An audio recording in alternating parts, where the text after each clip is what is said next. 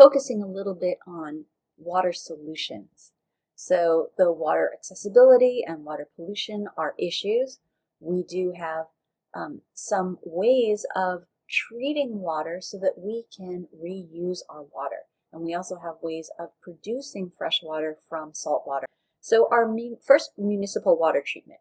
Our city water is treated at a facility before it goes to any household to become potable water. And so this is even water that comes from an original lake or reservoir. So even our water that comes from the Colorado River and the Sierra Hetch Hetchy Reservoir, it does go through some cleaning. It's pumped through filters to remove impurities, and then it's disinfected using chlorine, so this is Cl2 gas, or charcoal, that's carbon, and also fluoride is added.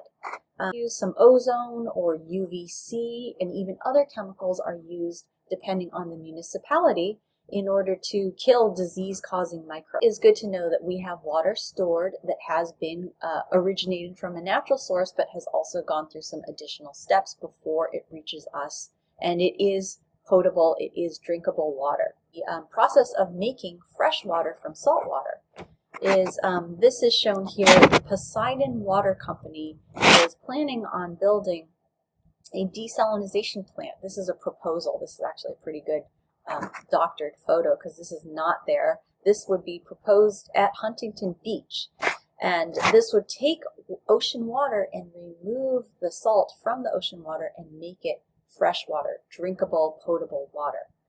Desalination is not widely used because it's an energy-intensive process, and so it usually requires burning fossil fuels to remove the salt from the water. However, moving forward in other countries that don't have access to clean water, this is going to be one of the sources, is that 97% of salt water that exists as ocean water on our planet will have to be a source that we'll have to consider looking at.